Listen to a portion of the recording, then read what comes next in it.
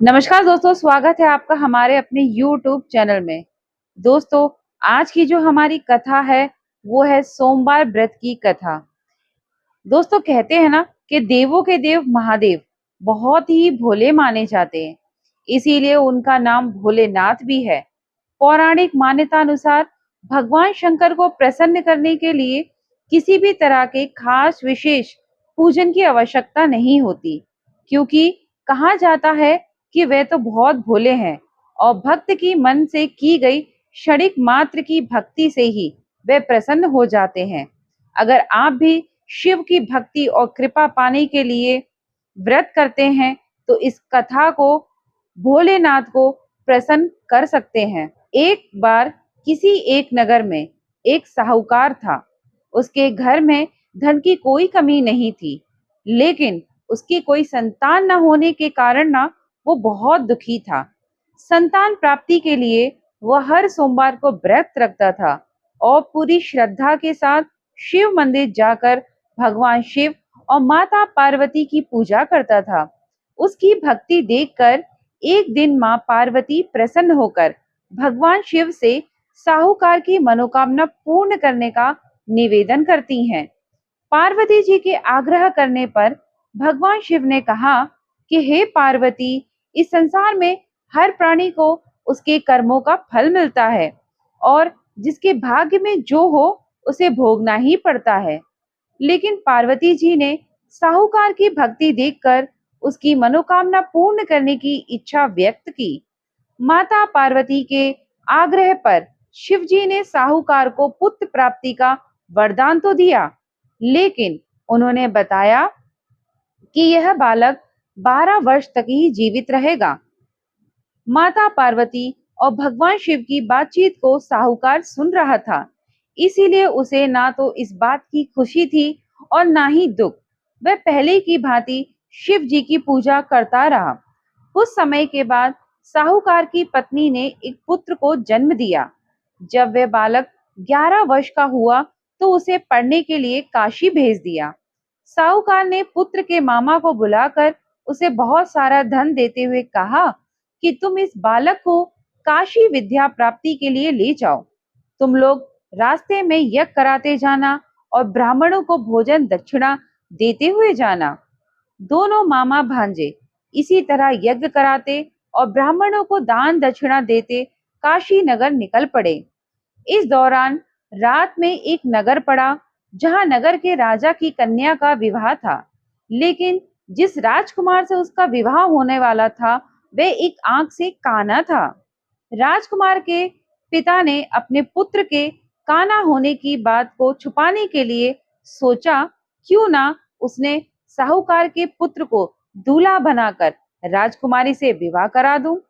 विवाह के बाद इनको धन देकर विदा कर दूंगा और राजकुमारी को अपने नगर ले आऊंगा। लड़के को दूल्हे के वस्त्र पहनाकर राजकुमारी से विवाह करा दिया गया। साहूकार का पुत्र ईमानदार था, उसे यह बात सही नहीं लगी, इसीलिए उसने अवसर पाकर राजकुमारी के दुपट्टे पे लिखा कि तुम्हारा विवाह तो मेरे साथ हुआ है, लेकिन जिस राजकुमार के संग तुम्हें भेजा जाएगा वह एक आंख से काना है। मैं तो काशी पढ़ने जा रहा हूँ। जब राजकुमारी ने चुन्नी पर लिखी बातें पढ़ी तो उसने माता पिता को यह बात बताई। राजा ने अपनी पुत्री को विदा नहीं किया, फिर बारात वापस चली गई। दूसरी ओर साहूकार का लड़का और उसका मामा काशी पहुंचे और वहां जाकर उन्होंने यज्ञ किया। जिस दिन लड़का 12 साल का हुआ उस दिन भी यज्ञ का आयोजन था। लड़के ने अपने मामा से कहा कि मेरी तबीयत कुछ ठीक नहीं है। मामा ने कहा कि तुम अंदर जाकर आराम कर लो। शिव जी के वरदानुसार कुछ ही देर में उस बालक के प्राण निकल गए।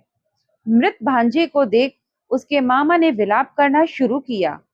संयोगवश उसी समय शिवजी और माता पार्वती उधर से जा रहे थे। माता पार्वती ने भोलेनाथ से कहा, स्वामी, मुझे इसके रोने के स्वर सहन नहीं हो रहा है। आप इस व्यक्ति के कष्ट को अवश्य दूर करें। जब शिव जी मृत बालक के समीप गए तो वह बोले कि ये उसी साहूकार का पुत्र है जिसे मैंने 12 वर्ष की आयु का वरदान दिया था। अब इसकी आयु पूरी हो चुकी है, लेकिन मातृभाव से विभोर माता पार्वती ने कहा कि हे महादेव, आप इस बालक को और आयु देने की कृपा करें, अन्यथा इसके वियोग में इसके माता पिता भी तड़प तड़प कर मर जाएंगे। माता पार्वती के पुनः आग्रह पर भगवान शिव ने उस लड़के को जीवित होने का वरदान दिया। शिव जी की कृपा से वो लड़का जीवित हो गया। शिक्षा पूरी करके लड़का मामा के साथ अपने नगर की ओर वापस चल दिया।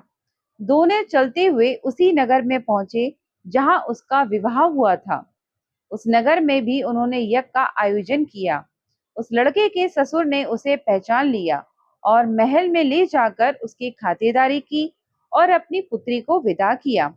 इधर साहूकार उसकी पत्नी भूखे प्यासे रहकर बेटे की प्रतीक्षा कर रहे थे।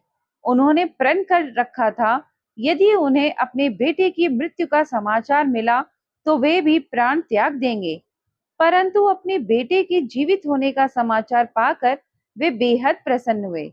उसी रात भगवान शिव ने साहूकार के स्वप्न में आकर कहा, हे सृष्टि, मैंने तेरे सोमवार के व्रत करने और व्रत कथा सुनने से प्रसन्न होकर तेरे पुत्र को लंबी आयु प्रदान की है। इसी प्रकार जो कोई सोमवार व्रत करता है या कथा सुनता है और पढ़ता है, तो उसके भी सभी दुख दूर होते हैं और उसकी सभी मनोकामनाएं पूर्ण होती है। बोलिए शिव शंकर भगवान की जय।